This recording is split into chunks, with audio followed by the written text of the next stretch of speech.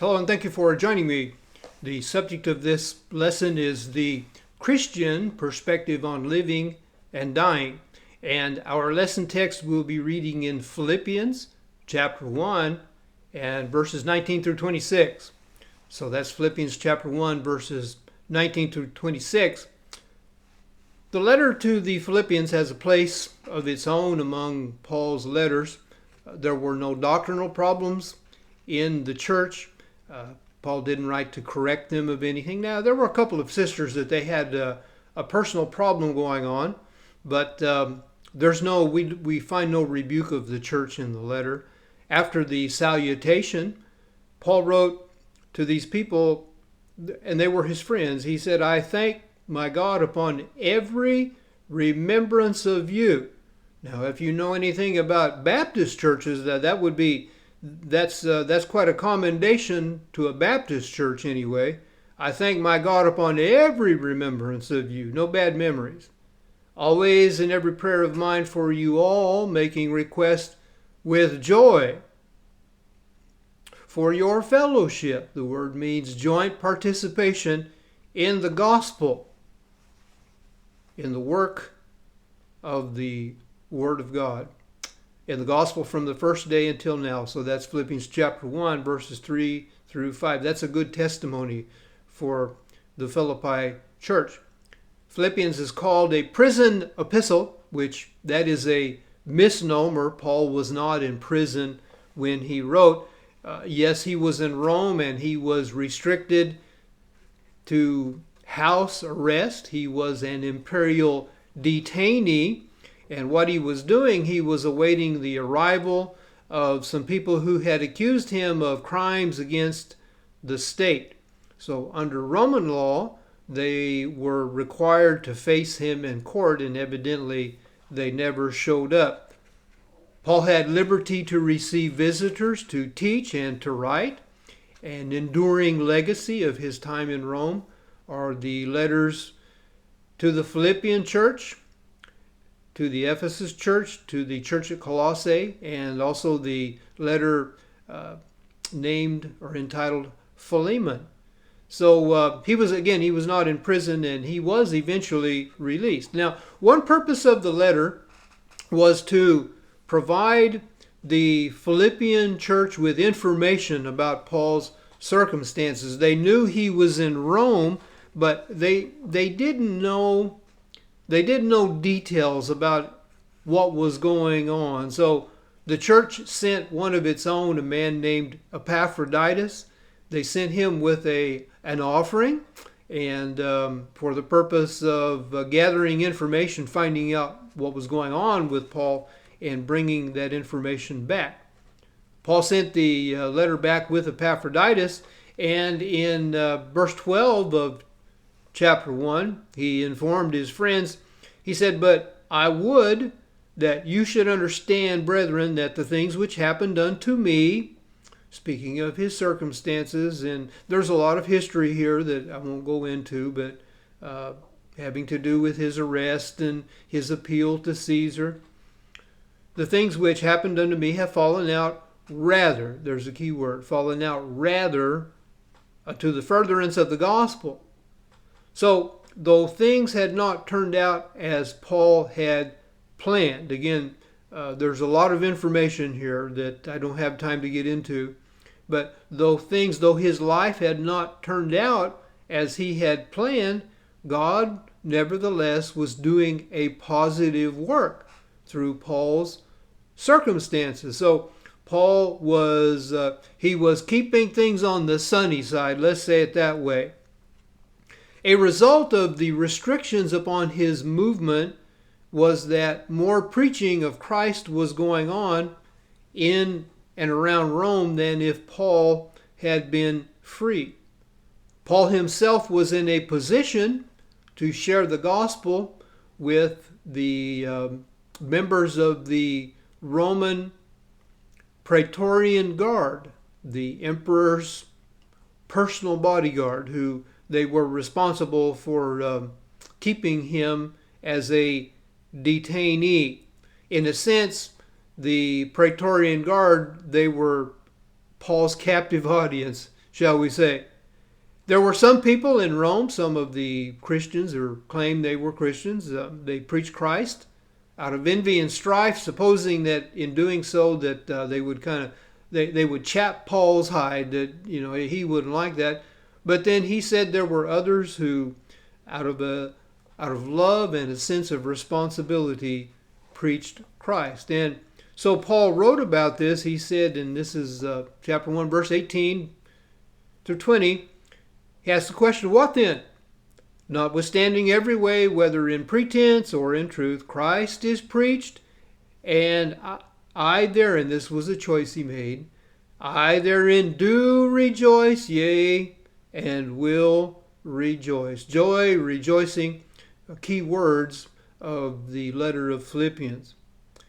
Paul continues, for I know that this, his circumstances, shall turn out to my salvation, my deliverance, through your prayer and the supply of the Spirit of Jesus Christ, according to my earnest expectation and hope, that in no thing I shall be ashamed, but that with all boldness, as always, so now also Christ shall be magnified in my body, whether it be by life or by death.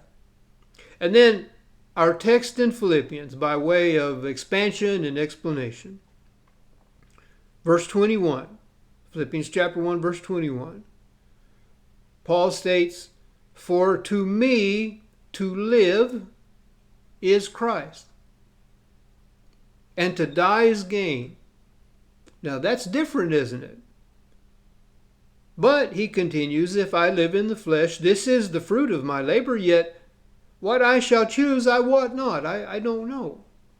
For I am in a strait betwixt two, having a desire to depart and to be with Christ. Watch this, which is far better. Nevertheless, to abide in the flesh is more needful for you. And it's almost like, in his mind, he's in the stars, but then he thinks about things, and there's the reality. Nevertheless, to abide in the flesh is more needful for you. In other words, you all need me to stay here. And having this confidence, I know that I shall abide and continue with you all for your furtherance and joy of faith, that your rejoicing may be more abundant in Jesus Christ for me by my coming to you again. So clearly, Paul expected to be released from his confinement, and he was. So Acts ends with him under house arrest in Rome, but he was released from that. He was free for a time. He visited the Ephesus church. He went up into Macedonia, but at some point he was rearrested by the Roman authorities, probably at a place called Troas. Christianity, after Paul had, some things had happened, among them the burning of Rome, in which the Emperor Nero blamed Christians. And as a result, Christianity had been declared an illegal religion, a religio illicita. Paul was brought to Rome and placed most likely in the Mamertine prison, which was a hellish place. He was ultimately wrongly condemned and executed for crimes against the state. The legend is that he was executed just outside of Rome on the Ostian Way. May have been. In 2 Timothy, his execution was imminent, and he penned these wonderful words that tie in with our lesson here. 2 Timothy chapter 4, verses 6 through 8, Paul says, for I am now ready to be offered, and the specific time of my departure is at hand. Speaking of his death. I have fought a good fight. I have finished my course. I have kept the faith. Henceforth, now this is a man staring death in the face, but he's looking beyond. Henceforth, from this point, there is laid up for me a crown of righteousness, which the Lord, the righteous judge, shall give me at that day, and not to me only, but unto all them also that love his appearing. Now let's talk a little bit about the text. Paul gives his perspective, the Christian perspective on living and dying. Our text in Philippians chapter 1, verse 21, we read, Paul said, "For to me," emphatic, "to me to live is Christ, and to die is gain." What was he saying? Well, he was saying, as far as my life is concerned, I have settled my priorities. Now, we saw this back in verse 20. We read it earlier when he talked about how that with all boldness as always, so now also Christ shall be magnified in my body, whether it be by life or by death. I am going to magnify, I'm going to make large, if you will, Jesus Christ in the way I live my life and in the way I face death. Of course, he understood that whether he lived or died, that was in the Lord's hands. And I remember something I heard a long time ago, and I've used it and I like it. The best tranquilizer is a decision made. And so obviously, concerning his living and his dying and the purpose and the priorities of his life, Paul had made a decision. He had settled his priorities. Now he continued in verse 24. He says, "But if I live in the flesh, this is the fruit of my labor, yet what I shall choose I wot not." So what he was saying is that the continuation of my life means opportunity to serve the Lord, to be productive, and to accrue further eternal rewards. Yet if the choice to live or die were left to me, he says, I really don't know what I would choose. So he said in first part of verse 23, "For I am in a restricted area betwixt two." So we say it this way, being between a rock and a hard place. What shall I choose? So he says in verse 23, "Having a desire to depart and to be with Christ, which is far better." So Paul had a desire. It was a desire to depart. He was speaking of his death, his departure from this life. Again, now back in 2 Timothy chapter 4 and verse 6, significant to me, he said, the specific time of my departure. Well, who set the time of his departure? His Lord did. Who sets our time? We all have a time, by the way.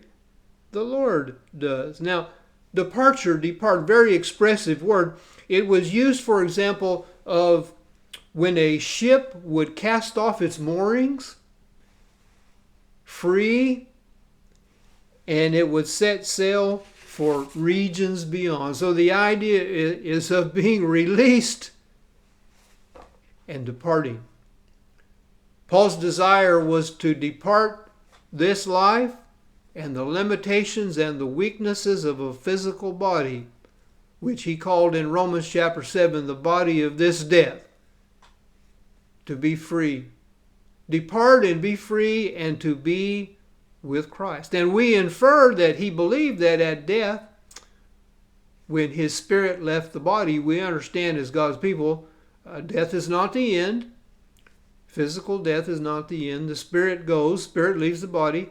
We infer that Paul believed that at death, his spirit, would immediately be in the presence of Jesus Christ with full consciousness. And he described this. He said, this is far better, incomparably better than the best day in this life.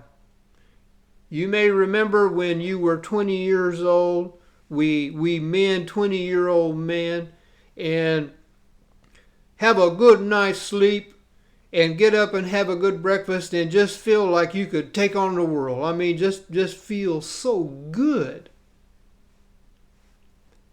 That first day in heaven, well, let me say, that best day in our life is incomparably, it's not to be compared with our time with Jesus and our time in heaven. Now, remember, Paul had been caught up to the third heaven. He'd spoken of this, wrote of this in 2 Corinthians chapter 12. He couldn't talk a lot about it.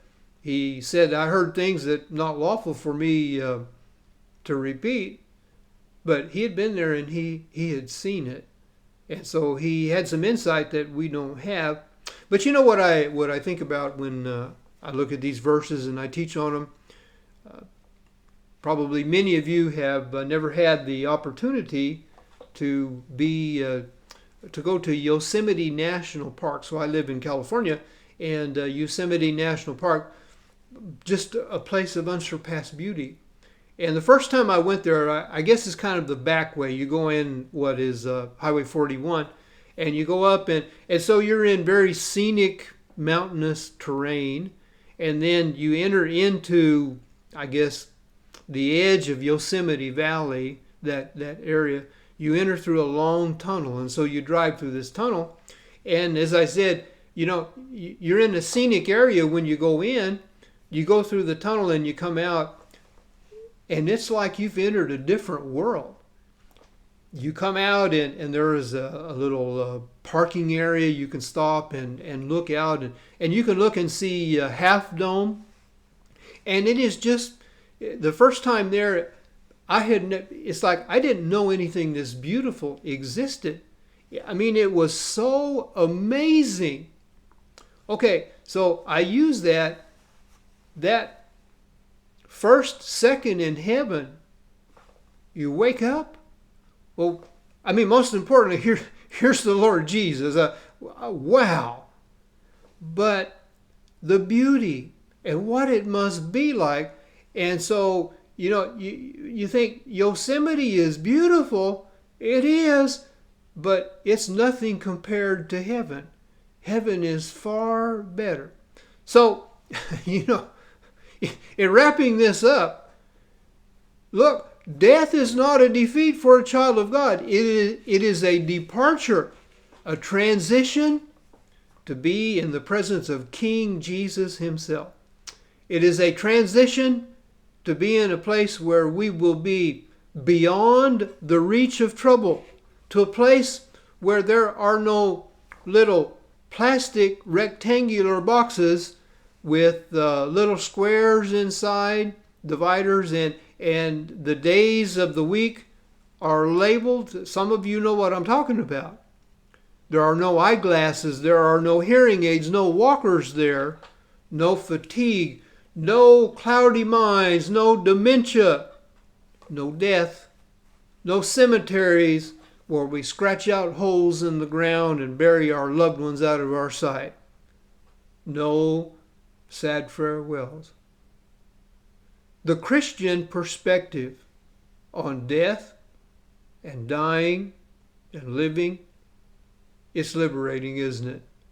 Death is not a defeat for a child of God, and having a proper perspective on death and what it means for a child of God, it conditions us to live the life here that the Lord wants us to have. I mean, when we get it into our minds, what's out ahead of us, how can you defeat somebody who has the right perspective on death and dying? So I wanted to share these things with you, the Christian perspective on death and dying. I hope that you have found these words helpful and encouraging and uplifting. And child of God, you have a wonderful future ahead, and we will be with the Lord forever, beyond the reach of trouble, and it's all good. So thank you for joining me. The Lord bless you, and please take care.